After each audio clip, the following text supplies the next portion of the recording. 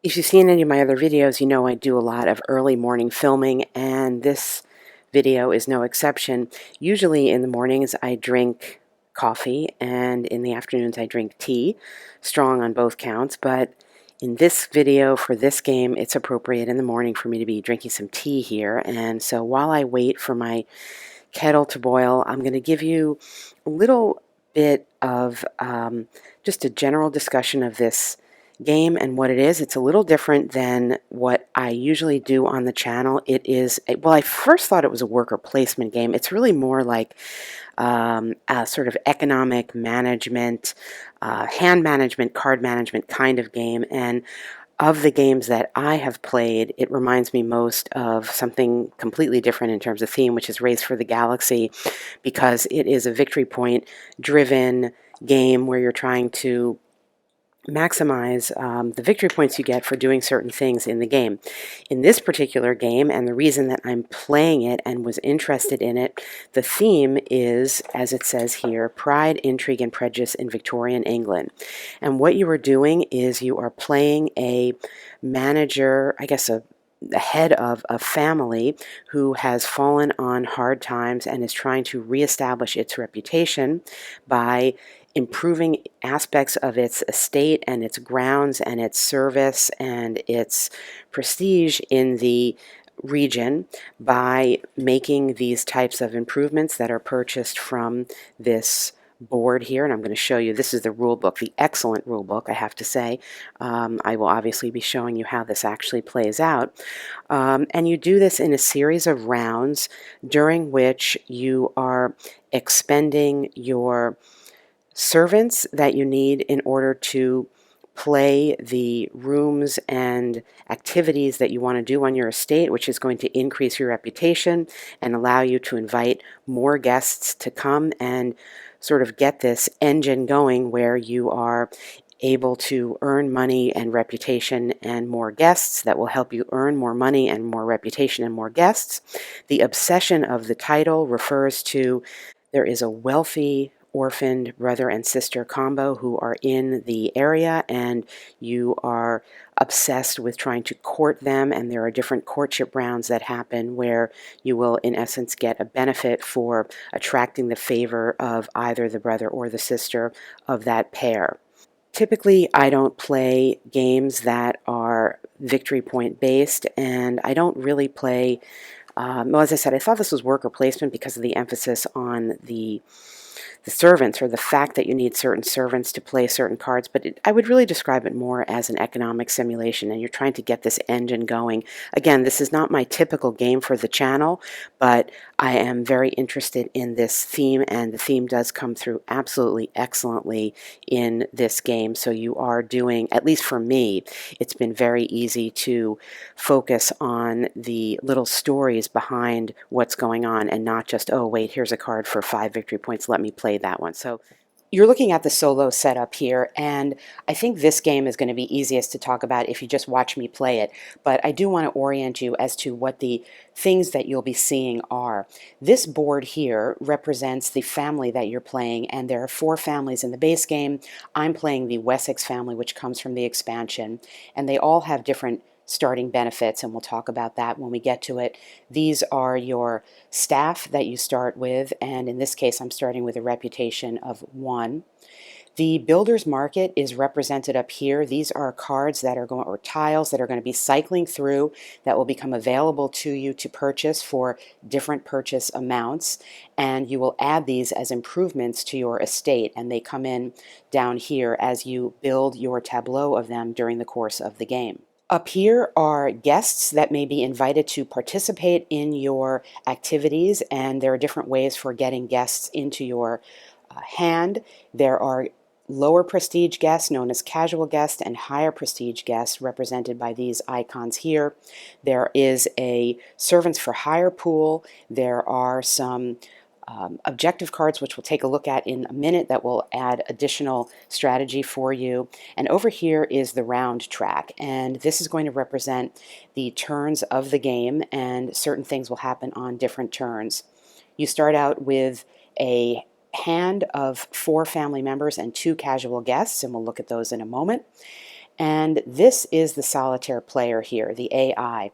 This is an excellent implementation of a solitaire opponent because the game works very much independently, that if you're playing multiplayer, for the most part, there's not a lot of player interaction except during the certain courtship phases of the game.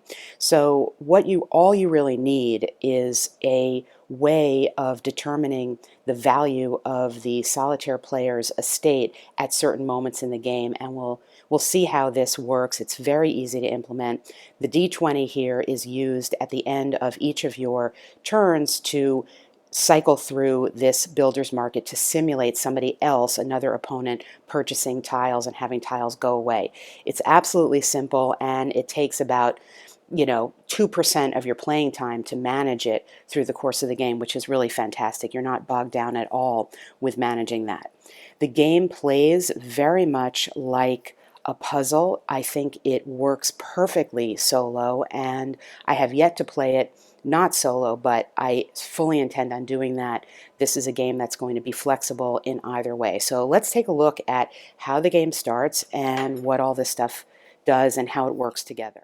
You begin the game with some basic improvements here, and just to note that the starting improvement tile is indicated by this building symbol, and they actually have a negative victory point associated with them. Until you use this activity and do this activity, in this case, for example, hosting an afternoon tea where you need to invite 2 gentry to the tea, and gentry are any of the cards that you have, you will not be able to get a benefit from it. Once you have successfully hosted that event, you can flip it over, and then you would get the positive 2 victory points. This is the case for the starting tiles as well as some other tiles that come into play. On the card here is going to indicate what servants are necessary in order to host this event.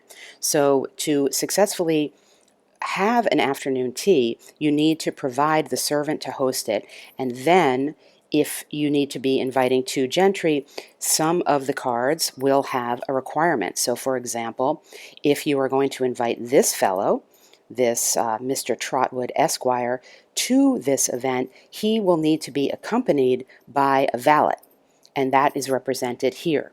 If you do not have this active servant available, you cannot invite him to this event until you do. On the cards here are benefits that you get from deploying them, and I'm just going to show you how this works in the game rather than going through a whole bunch of boring symbology that won't really make sense. Here, for example, if you're inviting this woman, she needs to be accompanied by a lady's maid, and that is this meeple right there.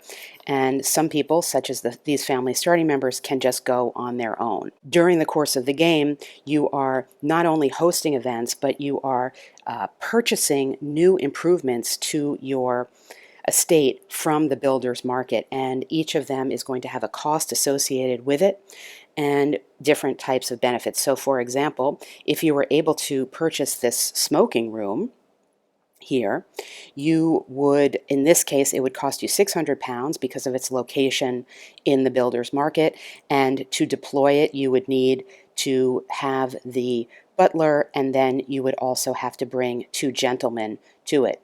Once you deploy it, you would flip it over and you would get not only the benefit of 4 victory points down the road, but an increase in reputation by 3 because you had a successful activity of a smoking room with your gentlemen invitees. Now, what does this reputation have to do with anything? It's extremely important in the game to raise your reputation as much as possible for a couple of reasons. At the end of the game, you get a batch of points based on what your final reputation is, but during the course of the game, you see these numbers down here, all these ones. You cannot host any activity that is greater than your reputation. So for example, we can't actually invite these 2 gentlemen to this smoking room for this activity right now because we're not prestigious enough to do that. We only have a reputation of 1, and this is a 2 reputation. We could still purchase this improvement for later use, but we could not use it. And similarly, in the cards here, in the gentry, for example, just a random gentry here, this Dowager Countess, she requires a reputation of 6 in order to deign to come to your estate and do anything for you. She also comes with a lot of benefits. She has a lot of maintenance required, and she gives you a lot of benefits, but you can't ever use her until you have attained a reputation of 6. So during the course of the game, you are attempting to increase your reputation, get money to increase your offerings at your estate, and also manage the servants that are necessary in order to support the gentry that are coming to your events. I mentioned that there is this pool of servants that can be purchased during the course of the game if you need to add to the servant pool. However, you do that at the cost of having an activity that might give you more things to spend. So with all that said, let's start. One of the first things you do is you take 5 objective cards and you choose 3 of them.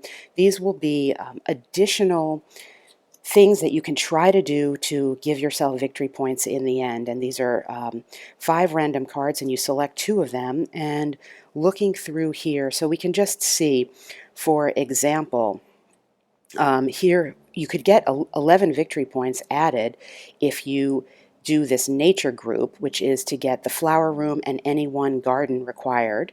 So they give you examples of that, and you can see this is going to be based to some extent on random tile draws. There is a bag of tiles, I haven't shown you that, that is going to come out and replenish the builder's market. And in a case like this, you know, if these tiles never came out during the course of the game, which is possible, this would be impossible to fulfill. So there's a couple of cards like this. Here's a domestic group, a literature group. Ooh, I'm going to take that one. And they're not all groups. It just so happened that the cards I pulled were. But here, for example, if you get focus on service tiles, which are the blue tiles, the blue improvements here, right here, you will get an additional victory point for them. I don't really like to focus on service, so I'm not going to take that one. This is an unfortunate draw because these are super luck based in terms of what comes out, but I'm going to choose the literature group because that's just the way I roll, and maybe the Epicurean group, why not? These are not mandatory, but if I am able to fulfill them, I will get this additional victory points at the end. The first thing you do on a turn is to rotate service, and what this means is that we don't do that for the very first turn, but when you have used a servant, it immediately goes into the expended service box. They need to rest, refresh themselves, whatever. The next time you can rotate service, it goes into the servant's quarters, and then the third time it becomes available. There is a card, and it happens to be out right now, that can be purchased to allow you to deploy one servant from the servant's quarters each turn. And I'm happy to see this card out because I'm definitely going to buy this card. This is a very useful card, but typically this is how long it will take to get servants ready to go. The next thing that you're going to do is you're going to try to host an activity, and in order to do that, you need to look and see what the requirements of the activity are and whether or not you have them, you can meet them to do the hosting. Now, I will say, in all the times I've played the game, I've basically always done the same thing at the beginning. Seems obvious to do is to do some village fair planning, because you need 2 family members for this. They come for free, and in order to have this, you need to use your butler, which you have available to you.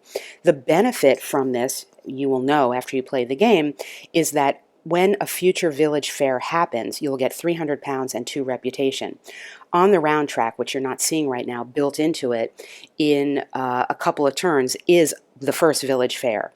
Since you need money at the beginning of the game, I basically always do this. So in order to host an activity, what you do is you take your activity here and you place it in the activity area, and then you need to fulfill the requirement of that activity.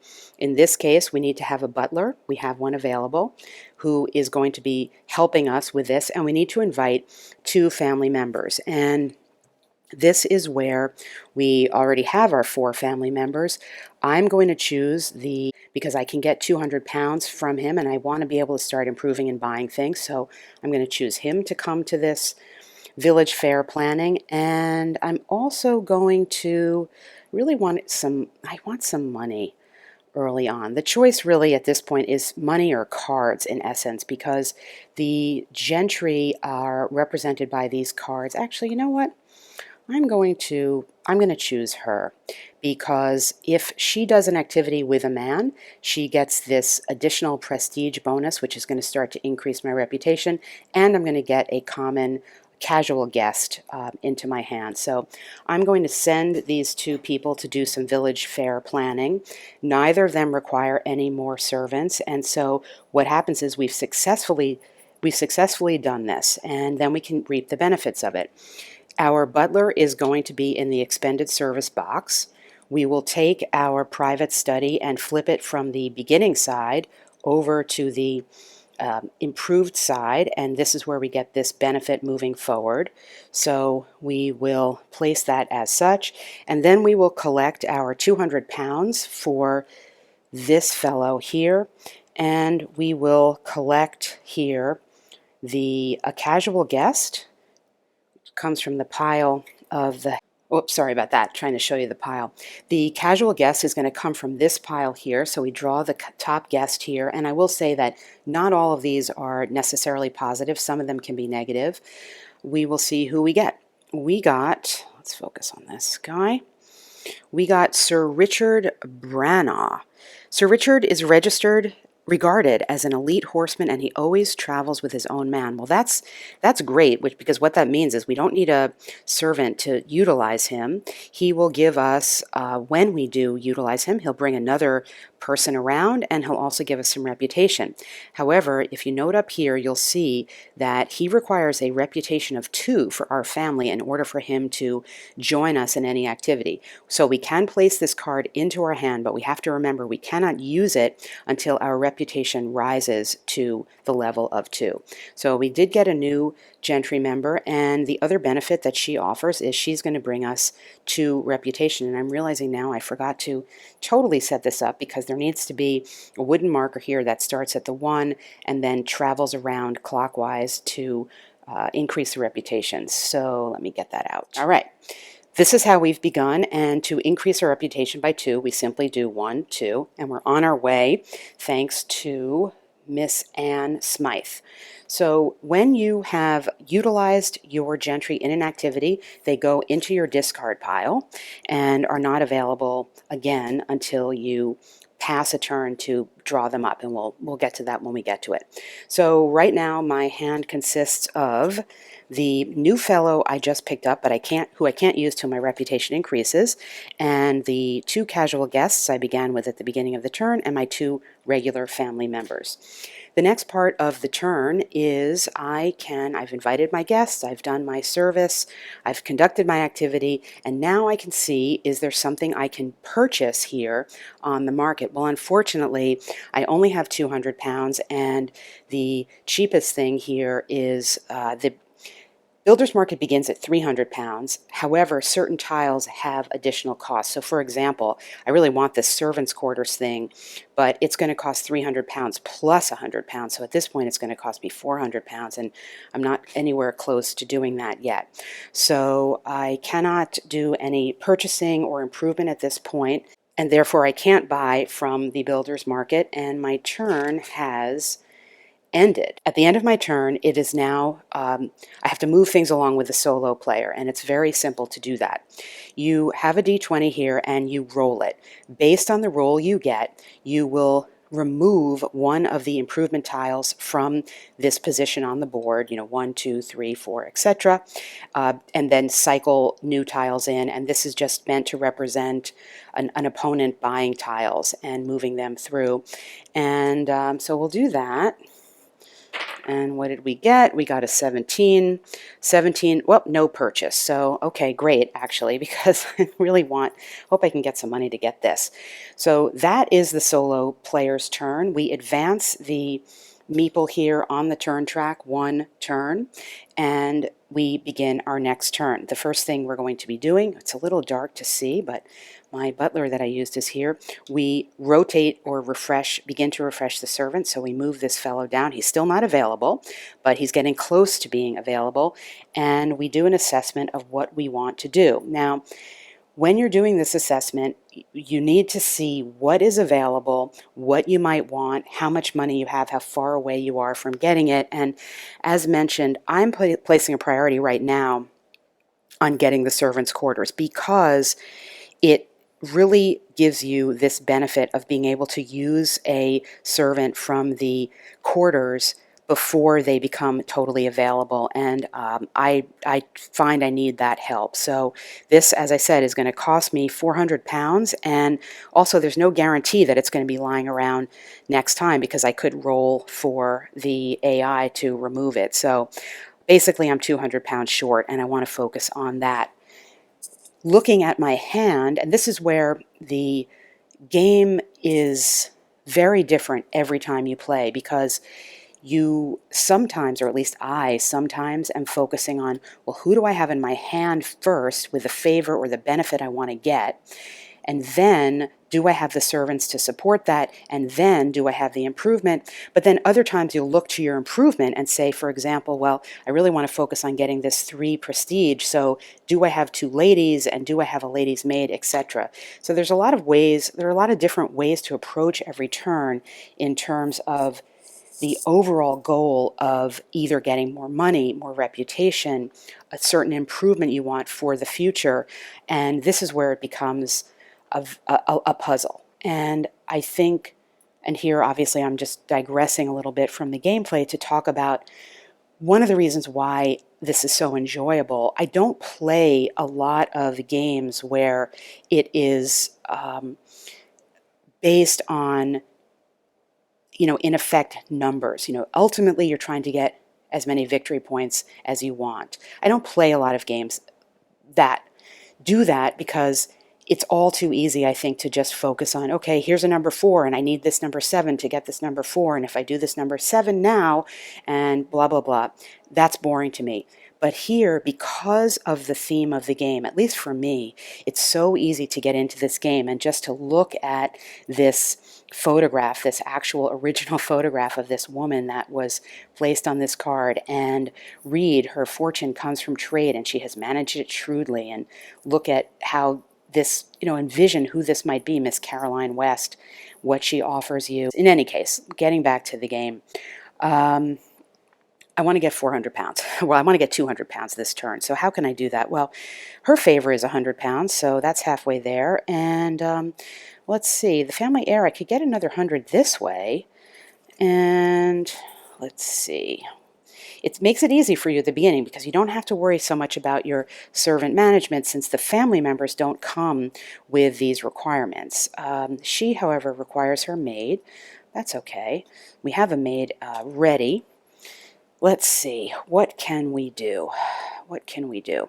I also am interested in increasing my reputation at this point because I need to be able to deploy better gentry than just the number 1 gentry.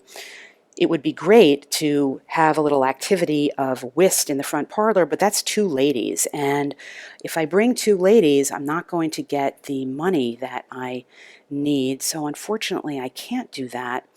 My sporting activity could bring me potentially £300. Let's have a bowl. Let's have a bowl. We're going to put out our bowling green. We're going to have a bowling activity. And to do that, we need our footman. So we have him. There he is. Let's see, so you can see everything that's going on here. The footman is going to be hosting this bowl for 2 gentry, and in this particular case, we're going to invite Miss Caroline West. She looks like she's interested in bowling, and we are going to be excited to get her £100 as a thank you for that. However, she needs her lady's maid to go with her, so we need to deploy the lady's maid with her, and I'll show you. There we go. You can see that a little bit better. So we have her here, and bearing in mind that, well, we're going to get £300 already from this, so maybe instead let's see. I think we're going to, well, so here's some of the choices early on. In this particular case, if we sent Miss Catherine out, we would get to choose 2 casual pick two casual guest cards and choose the most desirable one we want into our hand, which is great. But her other benefit is one that I want to save, which is that she can, if she chooses to, expel somebody, expel a gentry member from your game. And you want to save this because there are some that come with some pretty desirable traits, and I think it's too early for me to use her without seeing if that's going to happen. I'm just going to go for the money. Why not? So we're going to send the heir out as well to, he doesn't require any service, additional service. So he and his, I guess that's, well, this family friend are going to do some bowling. Whether it's scandalous or not, we don't know. And as a result of the excitement of all of that, we're going to get a bunch of money. So what we need to do after we conduct this activity is we return the footman to the expended service. For this, we get our 300 pounds, and we also get to improve this tile to flip it to this side and place it back here. So that has been used, and we got our 300 pounds for that. And for this gentleman here, we're going to get 100 pounds, or we could get one reputation, but I'm sticking with the money at this point. And he goes into our discard pile, and we'll take another 100 pounds. Lady's maid is expended from here, and she's also going to give us 100 pounds. So all of a sudden, we have a lot of money. Now, we can only buy one improvement tile per round, except during one of the rounds of the game, and this is not that round. So we basically have much more money than we need right now. And let's see, we've got 3, 6, we got 700 pounds. Let's look and see what the most expensive thing we could buy is, well, you know what? This is a tennis court. I don't know if I set this up incorrectly. We have a tennis court, so we can't buy another one. Smoking room. Could buy the smoking room. That's going to be 600. It gives us a lot of reputation, but I think I really need to stick to my game plan, even though it's the cheapest thing right now. I find this extremely useful, and it's going to set me up for some success later on, I think. So for 400 pounds, I'm going to get additional servants' quarters with an energized servant that is going to allow me each time, this means, this means all the time, to deploy an extra servant or a servant from the servants' quarters. So I'll spend my 400 pounds to do that, leaving me with 300 pounds. I will add this improvement to my estate, and I believe that is the end of my turn. When the builder's market has been utilized, you slide everything down to the left, and then you refresh the market by drawing a tile from a blind draw from this bag, and you have preceded this depending on the number of players. So you pull out, it could be anything that you pull out, and in this case I got some riding stables, and you see what the benefits are of the stables there and the improved side. Then you place it in the rightmost side. The next thing to do is take the D20 and roll for the AI to see what happens. We rolled a 4 here, and in that particular case, I don't know if you can really see that, but this means that we need to take out what was in tile 1.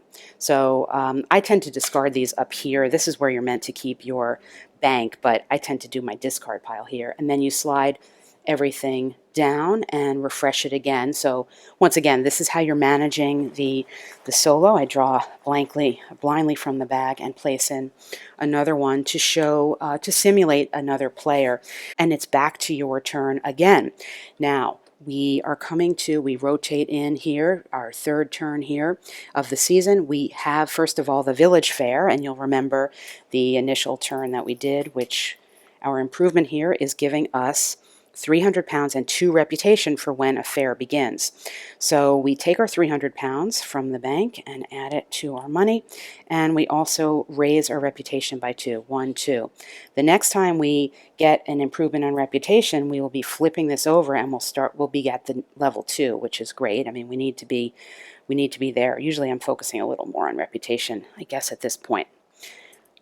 And now we can take our turn. So let's assess where we are.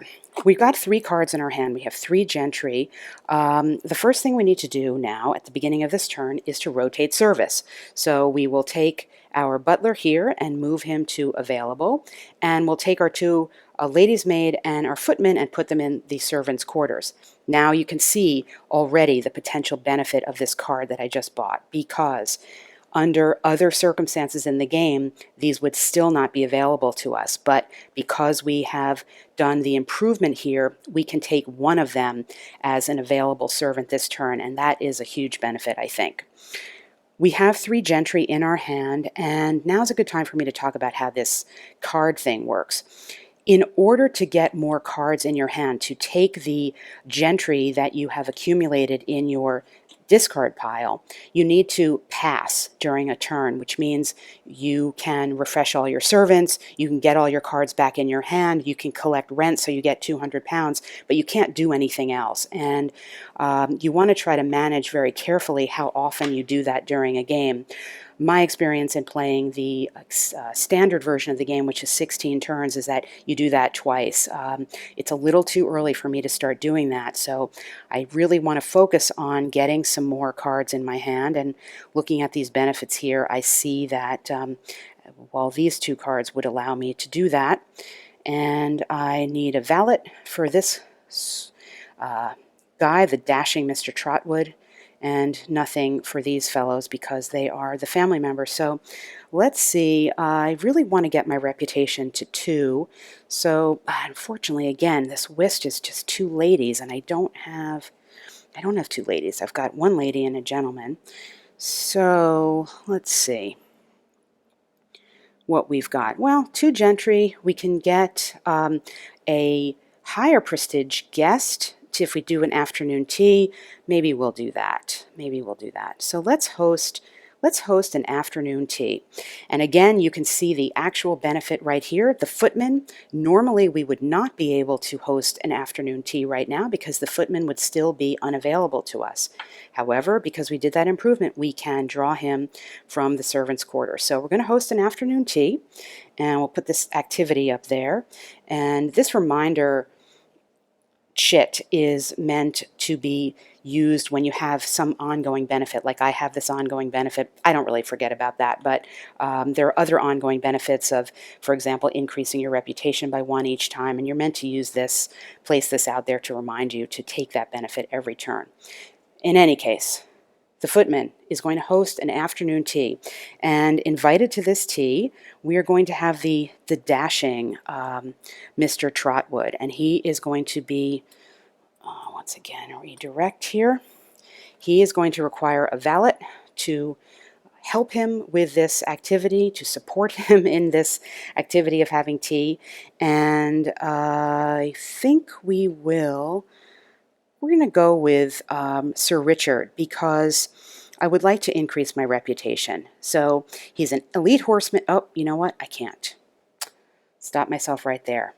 There we go. I can't. I'm not yet at 2. Cannot use him. Have no choice but to invite Lady Catherine, and I will choose one of the favors that she offers. So that's what we're doing, and we have had this afternoon tea, and at the conclusion of this activity, we gain the favor of the cards and the gentry for doing that. So our footman goes into the expended service slot, and we will get to gain from the draw pile a prestige guest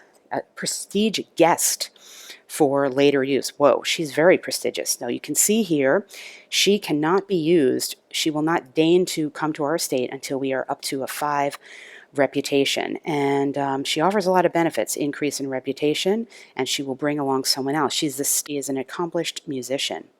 She travels with a lady's maid, and in the end is going to offer us 4 victory points. So she's going to be cluttering up our hand for quite some time. She goes into our hand, not into our discard pile. So that's who we got there. And let's see. The benefit that we get from the Lady Catherine is, in this case, we can select 2 casual guests and choose one, or we can discard somebody. I'm not going to discard anybody. I mean, I suppose I could consider, I mean, it doesn't really matter. There's not a hand size limit, so I'm just going to be hanging on to her. She's not really taking up a slot, so why discard her? Hopefully we'll get to reputation 5 eventually. So here are the 2 draws that I made, and we can assess which guy we want. The young Mr. Handel or the eldest son of somebody known for his dark moods. I'm going to go with a dark mood, of course. Why not? So I'm going to select this guy. Again, can't play him until my reputation is at least 2. And then we take the guy that we are not selecting and we put him at the bottom of the draw pile, that gentry draw pile. So that is the benefit that we got from Lady Catherine. She goes into our discard, and the benefit that we received from Mr. Trotwood is a casual guest and an increase in reputation. So here we see when we increase our reputation coming around the circle here back to 1, we actually go to level 2. That's great, and we get to draw 1 casual guest and keep that 1, and here we go. This is Miss Elizabeth. Well, few believe, oh, Miss Perkins. Few believe Miss Perkins an unkind soul, but it is unwise to confide secrets to her. She is a problematic guest. She's going to be, if we're holding her at the end of the game, we lose 3 victory points. And we also, well, this is an attack thing. It doesn't come into play in solo, so I'm not going to get into it. And she needs to have a lady's maid to use her. So basically, there's really no benefit to her. At a certain point, we're going to need to get rid of her. But nevertheless, that's what we got. So that wasn't so successful in that aspect. And we take our main gazebo now and turn it over to the improved side. And in the future, we will get a slightly different benefit for that. And now we can buy some stuff. 1, 2, 3. Can't see this. Let's see what we got. Our money. 2, 3. We got £600. And we need to take a look at the builder's market and assess what is here. We have these riding stables. Those are at a discount. Those are going to be £400, and they require a lady and a gentleman. They give you some money. That's kind of nice. I always like to get the sporting. There's 2 riding stables out there. You know, I don't know if this is a mistaken setup or not. Let's see.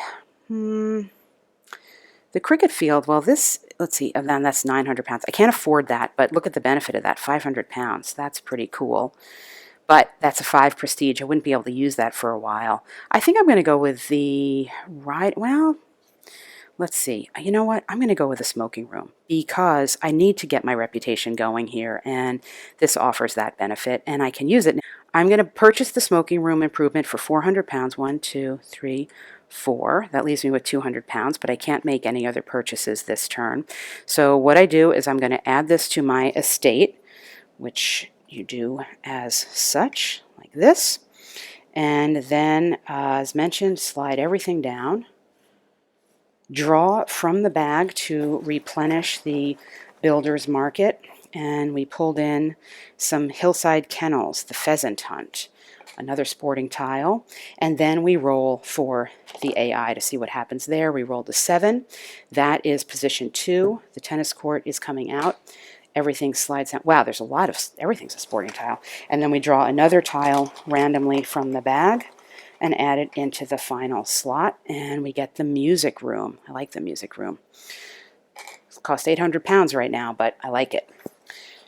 And that now is the end of the turn, and this brings us to the end of this season because the next turn is the courtship phase. So we move into the courtship phase, and let's talk about that. The obsession of the game's title refers to the fact that the countryside is obsessed with courting one of these 2 siblings to their family, and they offer different benefits. They have come with 8 victory points if you're holding their card at the end of the game, and what happens is if you win the courtship for a season, you will have the benefit of this card for that season, and then at the end of that season it will go back into the available pile for the next courtship round. Well, how does the courtship round work? For the solo game, it's quite simple. There are a stack of theme cards here. Now, I am playing what's known as the Jane Austen variant, which has these cards unrevealed. and only revealed during the courtship phase. So what we do now is we flip over the top card here and we see that it says service. Whoever has the most victory points in this category is going to gain the favor of their choice of one of these two siblings, because this turns out to be what that sibling is looking for right now in terms of courtship. The way you determine what your AI has is through the card that you've chosen to play against. I've chosen the Hanover family to play against. This is listed as an expert opponent, and it will give me per season by color what they have as their totals for these things. And it's a very, very clever, let me just show you the card more closely. It's extremely cleverly done. There are many such cards in the game, and when I talk about my final thoughts, I'll just flip through and show you them, that have different values here, and it allows you to pit yourself against a higher or lower, lesser opponent, and it makes it very simple to figure out. So this is season 1, and we drew the service card. Well, unfortunately, the Hanovers, they have no benefits of service, and guess what? Luckily, I purchased that energized service, and you can see I only have the 1 point here, but as it turns out, that is going to be enough. So I win the courtship round this season. What this means is I get to choose or select the top card of the randomly placed victory point cards, and this will be something I can keep to the end of the game or possibly use it. So it will offer me 4 victory points or a choice of a new objective, but I think I'm just going to probably hang on to it for the 4 victory points. I can decide to change that later on. And most importantly, I get to select one of these 2 Fairchilds to join my gentry for the next season. And in this case, the next season is going to be 3 more turns. They offer different benefits and they have different requirements. So Sir Charles here, when you use him, he will give you an increase of 3 reputation, and you need to deploy a valet to use him. And for Lady Margaret, she will give you the benefit of a distinguished guest and also 2 reputation. To me, this is pretty much always the better card. I always choose her. She requires a lady's maid. So I'm going to have her join my hand, join my estate for this courtship round. Oh, whoops, I ran out of storage, which happens sometimes. So she's joining my hand, and she'll come right in here. He goes back to the board for the next time, and then we move on to turn 5. Much as it was tempting to continue to play on camera, the video is getting pretty long, so what I'm showing you here is the beginning of, well, we're actually right at the beginning of turn 14, and I want to come in here to show you a couple of points, how things developed. I ran out of space, actually, the way I was set up.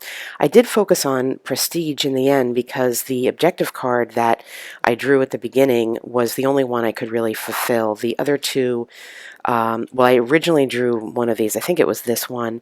The literature group, these things just never came out. And ditto, when I had my choice of a new objective card to pull, at certain point, I also pulled one that never happened. So that led me in this direction.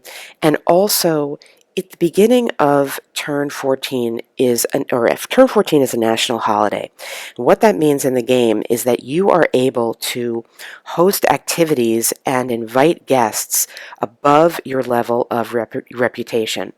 I've worked my way up to reputation 4. However, you can see here I purchased, I think this was last turn actually, this stateroom, and this is a level 6 activity, but because it's a national holiday, I can, if I have the gentry to invite, and I do, host this event and invite people who, to fulfill the requirements of the event, get the benefits of the event, even though I have not yet met this level, and that in fact is what I'm going to do.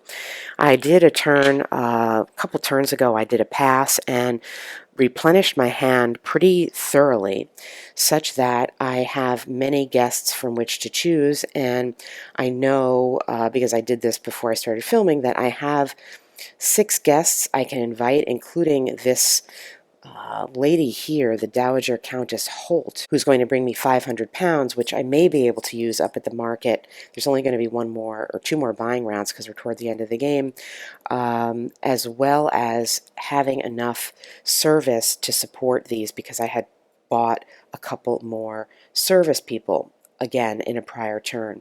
So the game is set up to give you a potentially big turn at the end, and the way that this would work for me, if I did this, I would get these 5 prestige points, and then, as I mentioned, I would get this 500 pounds, even though she is a level 5 guest, and I'm only at level 4 right now.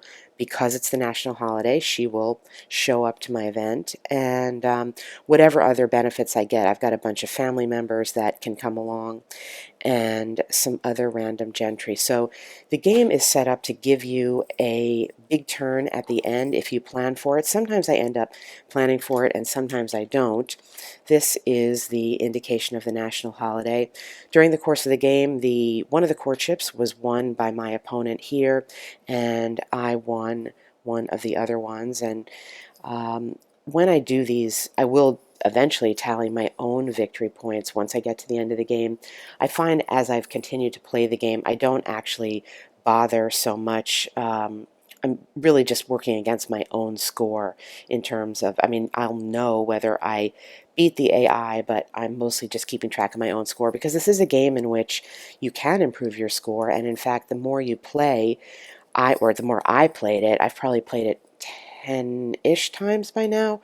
I've definitely gotten better at it. And the designer mentioned in an email to me that one of the points of his design philosophy was for this to be a gateway game. And I think it absolutely is and can be a gateway game. It is something that is, I think, very easy to teach, and in fact, I plan on teaching it to some relatively light gamers in the future. This will be much more of a detailed game than they've ever played, but I do think it would be successful in being that type of game into more serious gaming. The only caution I have for myself and maybe for other people in doing that is if you're somebody who has played this game multiple times solo and then are teaching it to people to play with them, you might want to give yourself some kind of a handicap because you will definitely, after you play the game enough, you'll get some strategies going, and you will improve your skill at the game. And if you're playing with people who care about this, you might just crush them if you don't somehow handicap yourself, maybe not letting yourself do anything in the first round, or I don't really know what that might be, but that would be my only caution on that point. I think the other aspect of, well, now we're sort of drifting into my bigger thoughts about the game. Um, this game, for me, succeeds pretty much on every single level that I can think of and that it attempts to do. It is a unique game in the genre of board gaming. I guess there's a couple of other games that I've seen mentioned. I haven't played any, maybe something to do with Jane Austen, but this is truly a unique game. It's a game where the mechanics that the designer used to implement the type of story that he wanted to tell about the management of a country estate fit absolutely perfectly with the theme of the game. The theme is so integrated into the game because these are the types of mechanics you would want to tell this type of story. And it's just really flawless in that regard, I think. It doesn't feel pasted on even remotely. As I said, to me, everything I was hoping to get out of this game, I got out of this game, and actually a little bit more, because for me as a player, I'm not so into games where you have to do a lot of tallying of victory points. And here is an example of the end tally and all the different things that you can add up. And in fact, I notice now, despite the fact I never really looked at this before carefully, I think I keep forgetting to give myself the victory points for the money that I end with at the end also. And it is also, I think this is also laid out quite clearly here in the back, the end game scoring. The rule book is not too many pages, 12 pages. It is absolutely fantastic. It is laid out excellently. It is explained clearly. The only thing that I think I had a teeny bit of difficulty with, I realize, is setting up the bag for solo play, but the designer has a great video online, which I'll put the link down below, to set up if you want that. I don't watch videos about games that I'm doing a video on before I do my video, so I hadn't seen that, but the the rule book is fantastic. So you have the basic rule book here. It could not be clearer. And then you also have this, what's called a glossary, and it has what's called an index, which is basically the table of contents that will tell you alphabetically not only what everything is, but there is a, when relevant, a discussion thematically for the historical time period of what how this may or may not relate to what actually was happening. So the builder's market here, they say, for example, it's not historic, but it's a device for the game. On the other hand, the brushing room is historically accurate and explains what that is. And then there are some other things in the game, of course, that are important in terms of history and the game, like what is this country estate, what is a casual guest.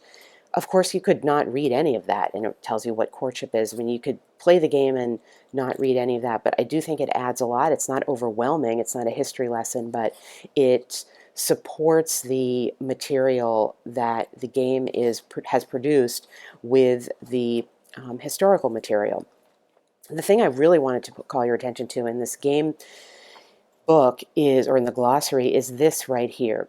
This visual aid of explaining, using the game components, what they're talking about, and saying this is what the yellow arrow is showing, this is what the red arrow is showing, could not be clearer. I really don't understand why so many game designers, producers, developers have difficulty making clear instructions like was done here. It's just great, and it's another reason why I think this could be a gateway game, because for somebody who's really not a gamer, there's going to be a lot to manage and understand about how the game works. But when you're trying to explain a game to somebody, a lot of people do learn by reading, and if you can point to a very clear description in the rule book that supports what you have just explained, that also removes one of the barriers to the game for a gamer. So can't say enough about that. It's just great. The components also fantastic. The quality of the cards are terrific. They're linen. They do not, I mean, I am a sleever, even though I don't like to be, because I feel like cards need to be sleeved, but I've played this game a whole bunch. Now, these cards I didn't happen to use. These are the solitaire cards that I'll talk about in a minute, but even the cards that I did use, they do not need to be sleeved. They're beautifully done, and they feel like regular poker playing cards in the best of ways. So again, and it's just a nice, I've played this game a lot, and the stack is still looking pretty good. I didn't really show too much about the cards just in general that I wasn't playing, but the other thing that's nice, like for example, here's an American heiress, and it is just so well done thematically, because this American heiress, well, she offers a lot of money, but she's really, it's not so great to have an American heiress on your estate, and so she costs you in your reputation, and ultimately, if you're stuck with her at the end, in victory points. Here is an adventuress. Elizabeth's flirtatiousness causes embarrassment, but she's the Earl of Highcrest's niece, so she brings a prestigious guest with her, but is also going to cost you some reputation and ultimately some victory points. Oh, I guess I got a lot of the bad ones here. Here's some gossip about her, this character, and it's again, it's a sentence or two, but it is very easy to read this and get a sense of this character and just do a teeny bit almost of role playing, really, if you're setting up these folks to go on a stroll or to have tea together. What might that mean, and what are the favors or outcomes that you get for doing that? It makes perfect sense. The theme makes perfect sense, and the way it is executed does. The rest of the components are just high quality, thick stock, just they feel and look great. Here, I said I would give you just a brief look at, these are the families that come into play, and they do have different benefits, and the family bonus is indicated at the bottom of your play card here. I've played all the different families now, and I think the bonuses feel much more significant for maybe the first two turns, and then they kind of smooth out. So we get an extra footman with the York family. That's actually quite helpful and maybe sort of carries through because you always need footmen. This family has the greatest wealth, so you're getting an extra 300 pounds. And this family, I like this. This family gives you an extra main character. I can't easily find her card, but it is nice to start with the fifth family member in hand, and here you start with a reputation poised to turn over to level 2 pretty much right away. So those are some of the differences, and as mentioned in the Wessex family, this was the first time I played the Wessex family. Whoops. Comes from the expansion, which you do not need, by the way, to have full enjoyment. This is not one of those games where you feel like, oh, I bought the game and I need this expansion. It's nice to have it, but the main game box is absolutely sufficient. In this one, I got an extra. I think I chose the tennis court to start with. I don't know. Didn't love that one. I like the extra family member the most, I think. In terms of the needs of the game and not needing the expansion, there's a ton of replayability in this game. The fact that the cards come out differently, and let me give you something nicer to look at than this. The cards come out differently.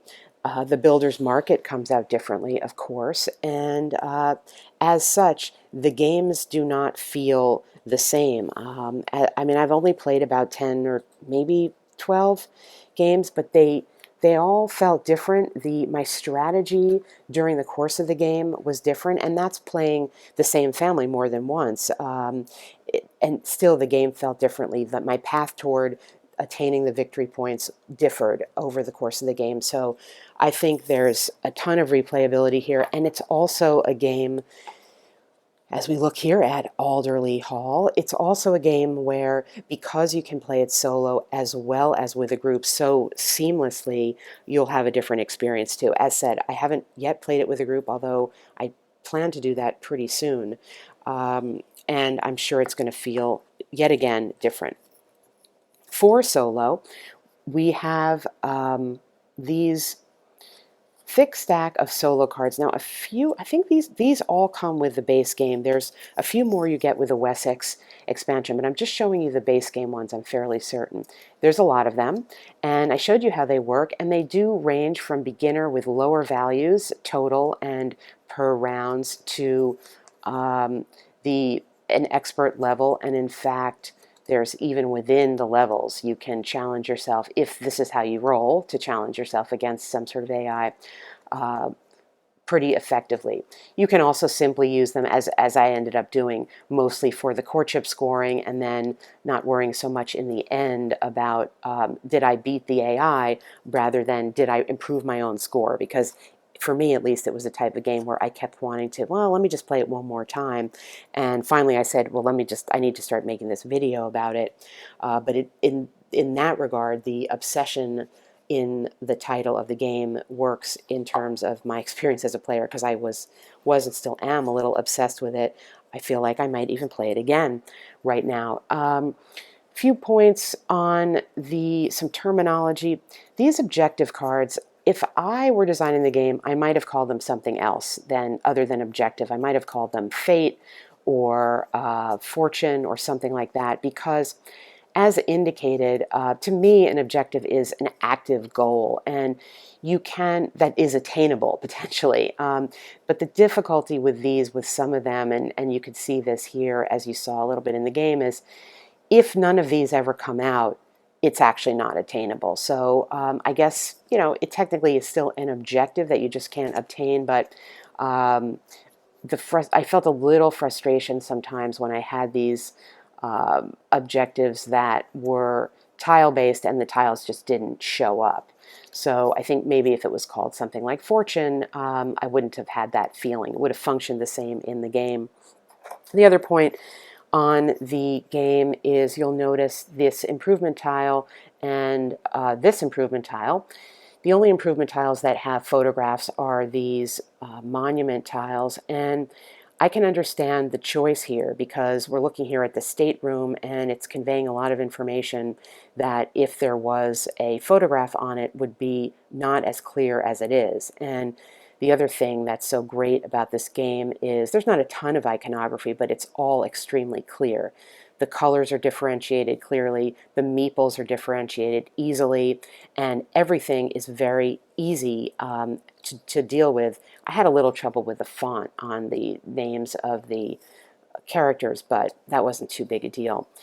However, when you lay out your whole estate, and unfortunately I put this away before showing you, it does feel a little flat with no photos. And you may have a photo or two if you get a monument, but I think for my aesthetic, I would have preferred a way to design it where everything did have some type of image. And maybe it was also a cost thing. I mean, royalty-free art is still expensive, and that would be a ton of individual photos to find. So I'm not sure of the choices behind that.